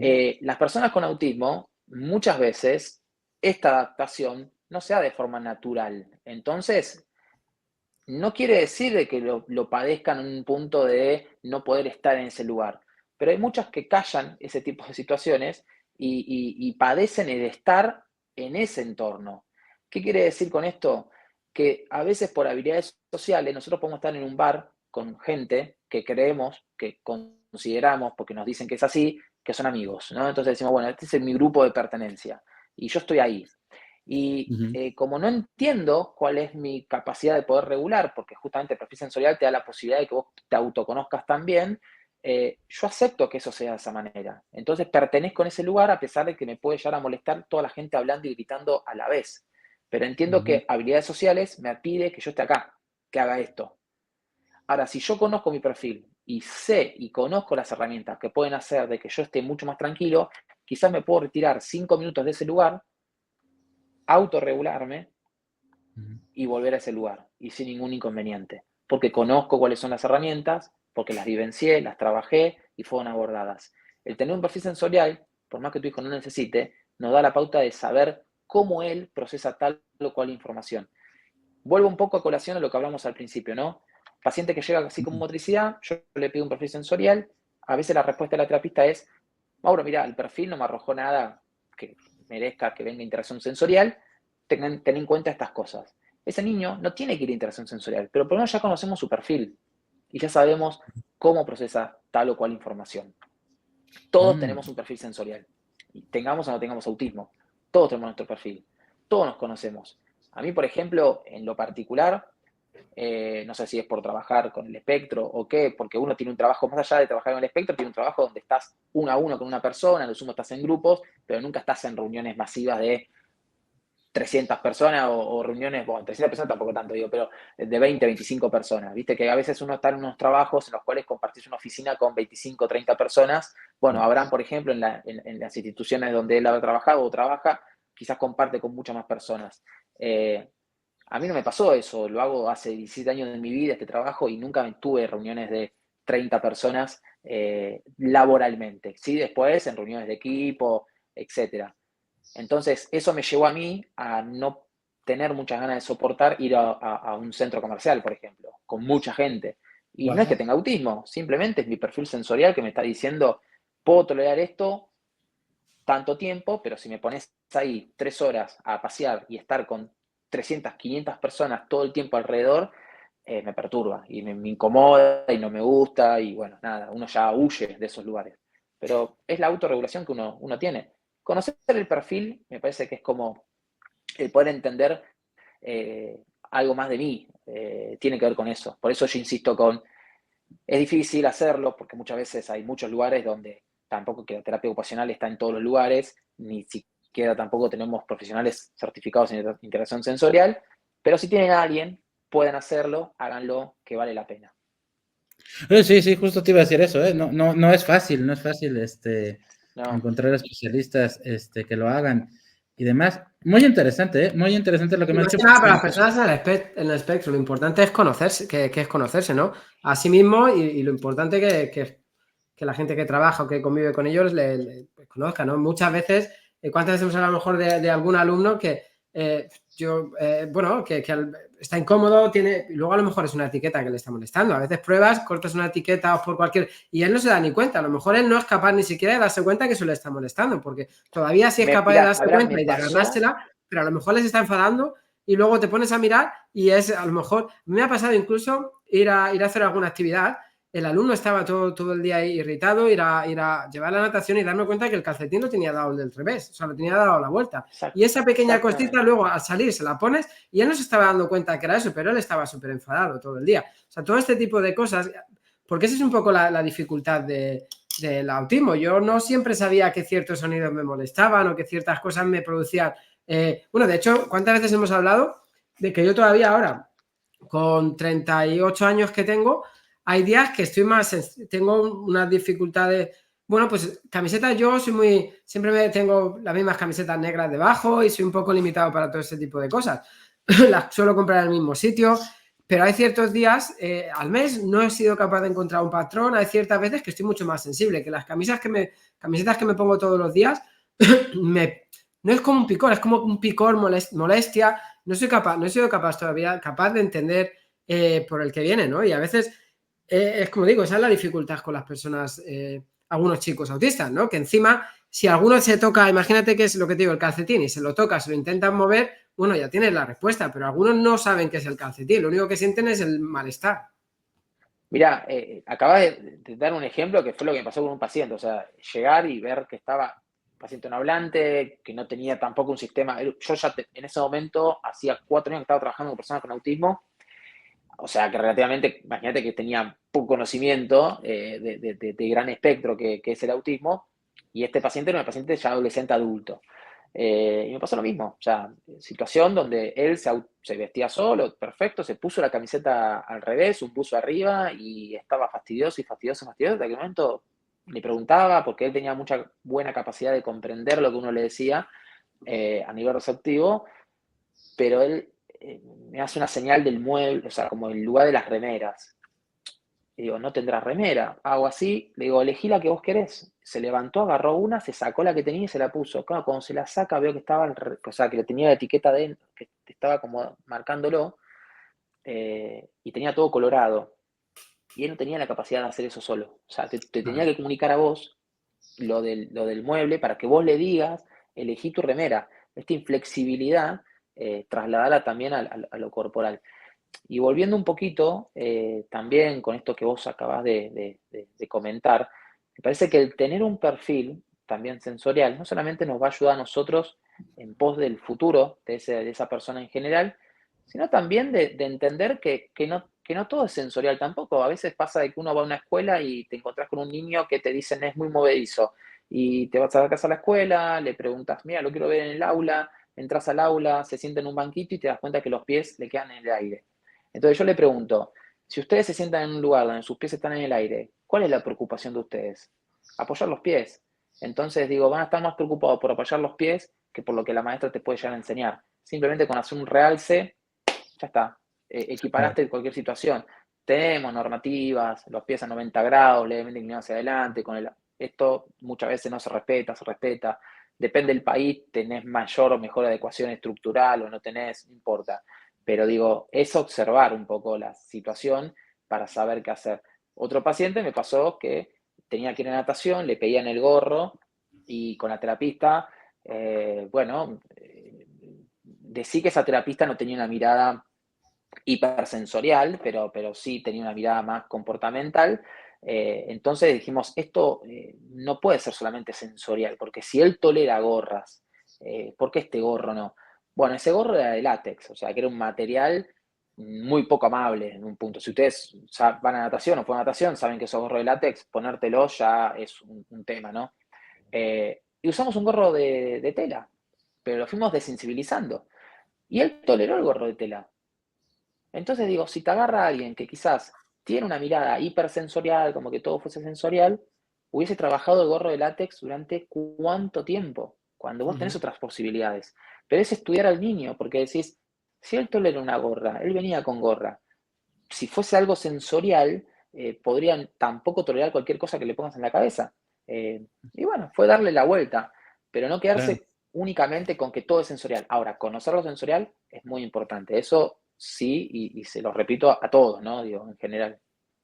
Sí, luego, aparte, luego casos, otro ejemplo, por ejemplo, que yo he visto, ¿no? Alumnos que de repente se empieza stripping behavior, se empiezan a desnudar y durante todo el día lo único que quieren es desnudarse, ¿no? Y la gente va detrás de ellos con pues intentando subir la ropa o intentando, y se tiran en el colegio el día entero intentando hacer eso. Y lo primero que tienes que hacer es explorar, ¿no? Que llevan puesto, que si ha cambiado la tela, si ha cambiado incluso el color, ¿no? Porque a veces lo sensorial también es algo visual. Si ha cambiado el color, si ha cambiado cualquier material, si hay cualquier etiqueta que sea más ajustado, todo ese tipo de cosas. Los olores de la ropa. Porque no es que se quiera, o sea, muchos comportamientos, la mayoría son para satisfacer ciertas necesidades, o sea, no es que se quiera desnudar, que sea un nuevo comportamiento y lo que haya que hacer es ir con una manta, muchas veces van a una toalla por si se desnuda, ponérselo, no, vete a la raíz del problema, vete a la raíz del comportamiento siempre. Exacto. Bueno, por eso es importante, insisto con esto, el tener formación en análisis de la conducta. Sí. No por uno atacar todo el tiempo la conducta mala, como diciendo, bueno, tenés que formarte en análisis de la conducta para poder prevenir que el niño se autoagreda, agreda a otros. No, porque eso es una parte de la conducta. Pero cuando ese niño está feliz, también está mostrando conducta. Cuando ese niño empieza a hacer estereotipia frente a un evento que le causa felicidad absoluta, está mostrando una conducta. Y bueno, por eso vas a limitar sus estereotipias, sino que vas a darle una interpretación a por qué lo hace, en qué momento lo hace y cómo lo hace. Cuando ese niño se pone a saltar o empieza a verbalizar constantemente porque está aburrido, vos lo vas a poder identificar si tenés formación en conducta. Si no lo tenés, vas a ver un niño berrinchudo, un niño oposicionista, vas a ver un montón de cosas justamente negativas porque no tenés formación en conducta. Porque es fácil, todo el tiempo lo digo, es fácil caerle siempre al niño en cuanto a su comportamiento negativo. Pero cuando hace las cosas bien, también es su comportamiento. ¿Y qué es positivo? Claro. No, es su conducta. Todo es conducta, pero digo, tenemos que aprender a leerla. Cuando mejor sabemos leerla, podemos accionar distinto, ¿no? La verdad que sí. Y yo te agradezco porque yo, por ejemplo, tenía esta idea de que para hacer un perfil sensorial tendría yo que haber detectado ciertas cosas, ¿no? Como sensibilidad al ruido, sensibilidad a la ropa, otro tipo de cosas, y que si no las detectas, no hace falta. Y es valioso porque seguro hay otros papás como yo, que tienen esta Sí, noción claro. y entender que hay cosas, y para eso hacemos el podcast, para aprender, que son muy valiosas, ¿no? Por ejemplo, yo no había visto todas las ventajas que puede tener, ya no solo para mí como padre, sino para León, el tener un perfil y conocerse y conocer más de sí mismo. Entonces yo creo que eso es súper valioso. Mira, hacer un perfil sensorial es fácil, de hecho, no quiero alentar a esto, pero cualquier persona son preguntas, uno lo podría contestar. El tema es la interpretación que vos le das a ese perfil sensorial. Y ahí viene es lo mismo que viste que hay un chiste que dice, ¿no? ¿Cuánto cobra un mecánico por ajustar algo del auto? Te cobra 1.000 euros, o te cobra, pero ¿cómo? Pues es para ajustar una tuerca, sí, pero ¿qué tuerca hay que ajustar? Porque Claro. ajustar tuercas todos sabemos, pero ¿cuál? Ese es el diferencial. Esto es lo mismo. Hacer perfiles sensoriales, mucha gente los hace, y sin ser profesional en interacción sensorial. ¿Por qué? Porque es tomar unas preguntas. Ahora, ¿qué hacer con eso? Esa es la diferencia. El poder identificar, el buen profesional capacitado y formado, el poder identificar esto no requiere una intervención con nosotros. Y acá opero la responsabilidad de todo lo que están del otro lado, muchas veces también como profesionales, ¿no? Esta cosa de llenar de terapias a un niño no va a beneficiar que ese niño mejore. Claramente que no. Que un niño vaya a 5 terapias, 6 terapias, 7 terapias, y esté toda la semana haciendo terapias, no va a hacer que ese niño hable, no va a hacer que ese niño tenga un desarrollo motor pleno, no va a hacer que ese niño tenga un mejor perfil sensorial. No, nada de eso va a suceder. Lo que vos vas a hacer con todo eso es estimularlo a tal punto de que claramente ese niño va a estar agotado y va a estar fastidioso porque es un niño, necesita sus espacios. Todo tiene que ver con un equilibrio. Cuando yo me encuentro con familias que te dicen, necesito que mi hijo venga a psicomotricidad, ¿por qué? Te derivó el médico, muchas veces termina siendo una derivación médica o de algún colega, pero a veces son familias que te dicen, porque tengo una mamá que viene acá y quiero que haga psicomotricidad porque me contó que la pasa espectacular. Claramente sí, la pasa buenísimo. De hecho, algo que sucede con los psicomotricistas, los terapeutas ocupacionales, también los fisioterapeutas, porque tenemos espacios generalmente que tienen que ver mucho con lo lúdico, que son lugares que los chicos lo disfrutan de inicio, básicamente. Porque lo ven muy representativo también a lo que vivencian en las escuelas, en el kinder o en los jardines de infantes. Está perfecto eso, pero eso no quiere decir que ese niño tenga que venir a psicomotricidad. A veces no tiene nada que hacer en psicomotricidad y es preferible que vaya a un espacio lúdico recreativo con profesores de educación física que lo estimulan igual y que le dan otras herramientas también. Y bueno, esa es parte de su trabajo. O sea, Abraham decía, hay un gran espectro de personas. Me parece que todo tiene que tener su justa medida. Yo no me voy a quedar sin pacientes porque uno derive todo el tiempo. La verdad que en ese sentido, todos lamentablemente digo lamentable porque si no me dedicaría a esto, pero lamentablemente el mundo necesita de terapeutas. Claro. Entonces no te vas a quedar sin pacientes. Sí, me parece que opera mucho la responsabilidad de cada uno el tema de decir, bueno, ¿qué hacemos nosotros con nuestra labor, ¿no? Que es importante, es reconocida y para las familias es sumamente importante y obviamente también para las personas como Abraham que requieren de profesionales que le digan exactamente qué es lo que necesitan. Perder tiempo no beneficia a nadie, ¿no? Totalmente. Totalmente. Ahora, yo te diría, yo no recomiendo, o sea, nada me hace recomendar más a una persona, a un profesional, que el que me dice que no lo necesito cuando no lo necesito. Porque entonces yo digo, si tú tienes dudas si necesitas algo, hasta un plomero, que, que le dices, oye, quiero que me arregles esto, y te dicen, no, tú no necesitas cambiar esto, tú solo necesitas esto, te genera una sensación de confianza tremenda. Entonces, Claro. eso por supuesto. Ahora, otro tema que dijiste muy por encima, pero yo creo que necesitamos que nos lo detalles. La motricidad gruesa y la motricidad fina. ¿Y qué es? ¿Cómo es? Porque, por ejemplo, yo ahora veo que hay estudios, por ejemplo, que hablan de que motricidad fina y que realmente deberíamos de empezar a escribir hasta como los 7 años, que la mano, que no sé qué. O sea, y de repente hay como mucha información. Los pediatras siempre me hablaron de motricidad gruesa y fina, o sea, es algo que a mí durante años me lo han como que recalcado mucho, entonces me gustaría que detallas porque dices que hay como cierta controversia o cierta diferencia en ello. Mira, la motricidad fina y gruesa la vamos a encontrar, la vamos a definir en cuanto a la demanda, ¿no? Cuando uno tiene que escribir, aplica motricidad fina, y cuando tiene que patear una pelota, motricidad gruesa. Ahí te puedo ya definir un poco qué es grueso, qué es fino. Ahora, cuando nosotros necesitamos trabajar motricidad fina o motricidad gruesa, no hay un punto en el cual uno diga, en este momento sí, en este momento no puede. Cuando un bebé empieza a tomar objetos, está haciendo uso de su motricidad fina. Pero fíjate vos que justamente en el campo grueso está empezando a buscar objetos. O sea, es decir, ese niño tiene que llevarte toda la boca con las dos manos. Entonces ahí Ujú. aplica un montón de motricidad. Eh, Cuando ese niño va avanzando y empieza a ajustar mucho más la atención, que es lo que hace que agudice esa motricidad fina, porque tenés movimientos mucho más precisos, empieza a Ujú. ajustarse mucho mejor su motricidad fina. Ahí es donde uno dice, bueno, ¿qué está pasando acá? Si ese niño no agudiza bien la atención, claramente su motricidad fina no va a ser lo todo esperable para sus hitos del desarrollo, su edad esperada.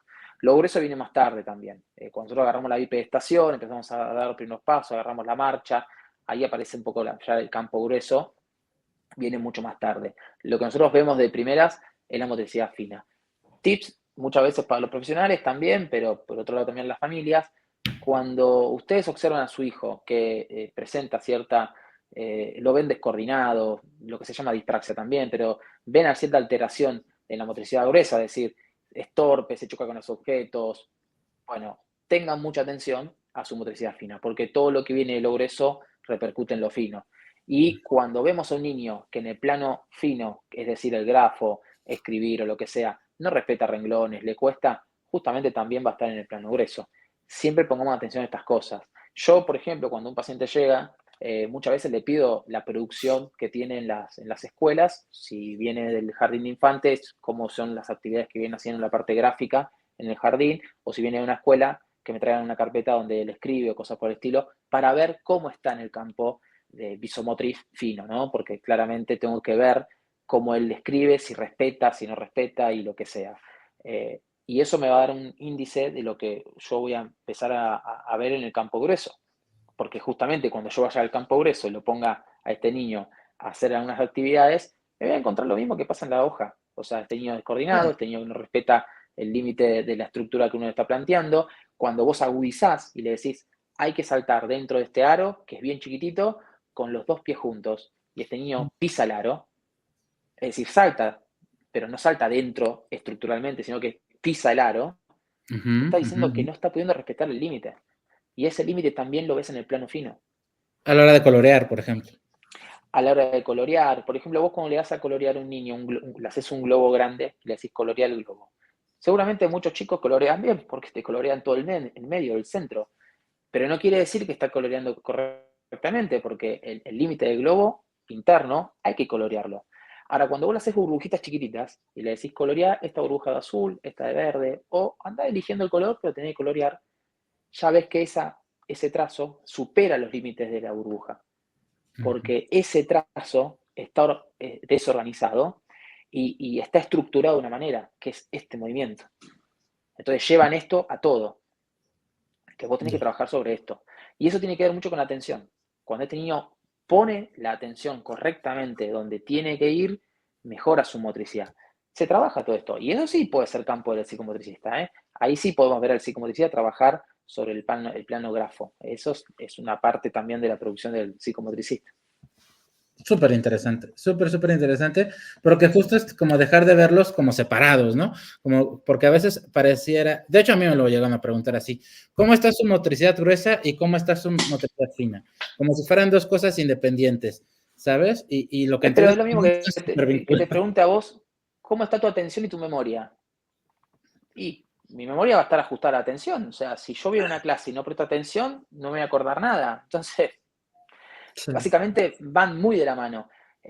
No están diferenciadas. No es algo que dice, no, no, a nivel fino está perfecto, a nivel grueso es el problema. No, si hay algo a nivel grueso es porque hay algo también a nivel fino. Seguramente tengas cosas a nivel fino. Quizá no sean tan notorias como en el campo grueso. Y lo contrario también sucede. Por eso también nos encontramos con personas que hemos transitado la educación y vemos compañeros que quizás eran muy buenos escribiendo en ciencias naturales o lo que sea, pero eran muy malos en la parte de educación física. Y claro, en la escuela tenían capacidad de camuflaje, porque, bueno, no les molestaba ser los últimos, o si les molestaba lo camuflaban, porque gestualmente no lo manifestaban. Pero una persona con autismo se nota, claramente que se nota. O sea, cuando ves un niño que tiene una mala producción a nivel grafo, los vas a tener también en el plano grueso, segurísimo que sí. Oye, pues ya para ir cerrando un poco, sí te quisiera, debido a que la verdad es que, por ejemplo, yo de psicomotricidad en México yo no había oído, ¿no? La verdad, dentro de los especialistas, entendiendo que nunca va a ser lo mismo a ir con un profesional, ¿alguna bibliografía o algunas fuentes que pudieran los padres consultar como para acercarse a esto?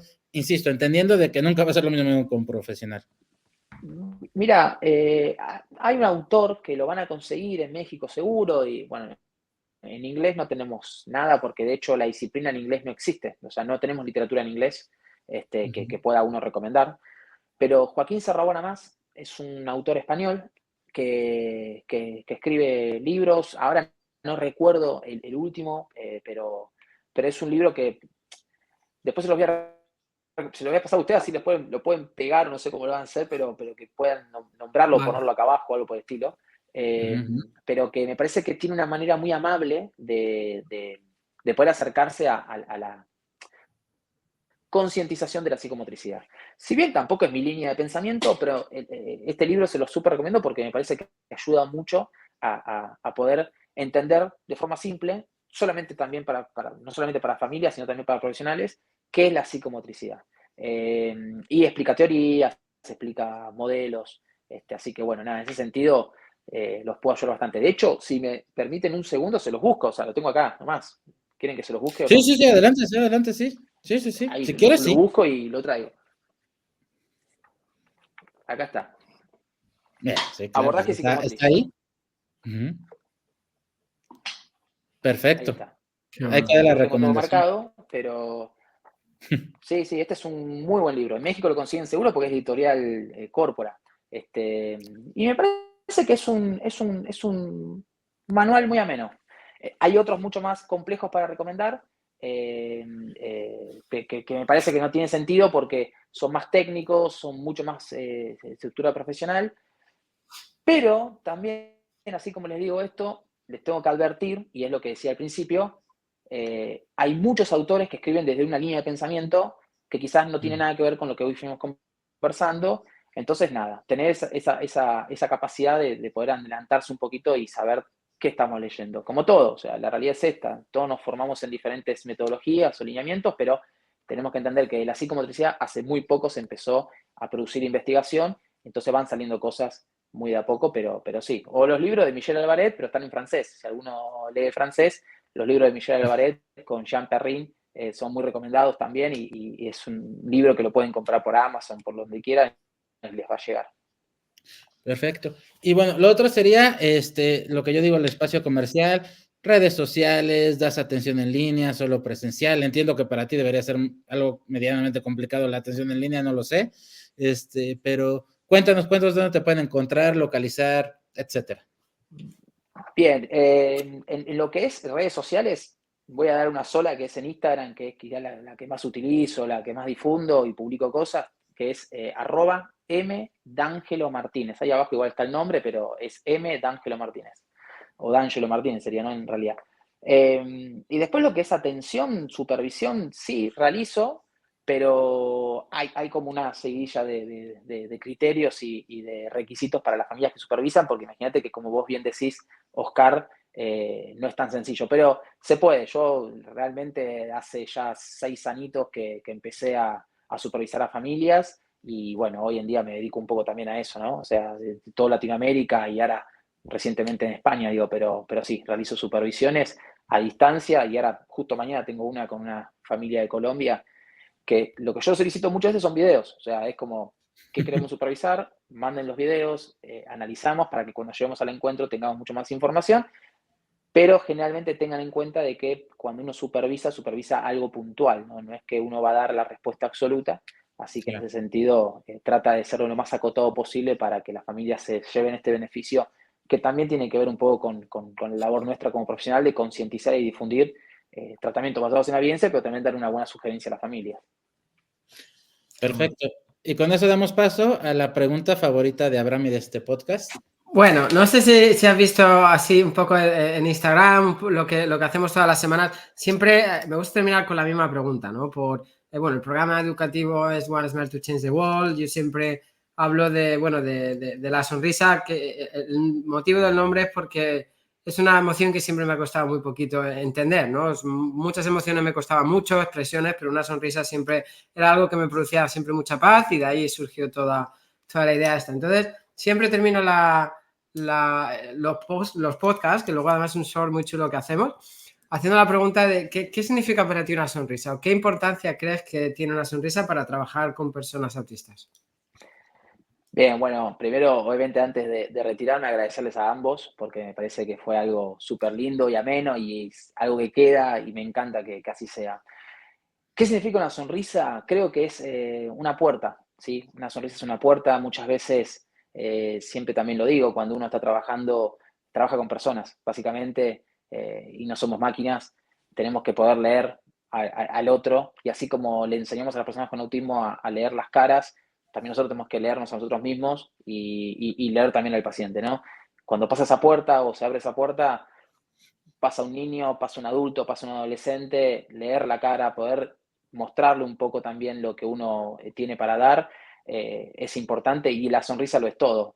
Cuando uno está trabajando y recibe una sonrisa de un paciente, te está diciendo gracias inconscientemente si no te tiene un lenguaje o no te lo está manifestando con palabras. Y cuando uno sonríe con el paciente, ahí es donde uno hace la lectura misma y hace la foto misma y decís, ¿cuánto disfruto esto que hago? O sea, es así. Cuando uno sonríe por lo que hace, te das cuenta que estás haciendo algo que te resulta ameno y esa es la lectura que yo hago. O sea, muchas veces me tocó reírme en situaciones con el paciente sin que él quizás sea consciente de que me produjo esa sonrisa, pero reírme de la situación y terminar diciendo qué divertido lo que hago. O sea, me divierte mucho lo que hago. Y bueno, eso es importante para mí en la sonrisa, es esa puerta, ¿no?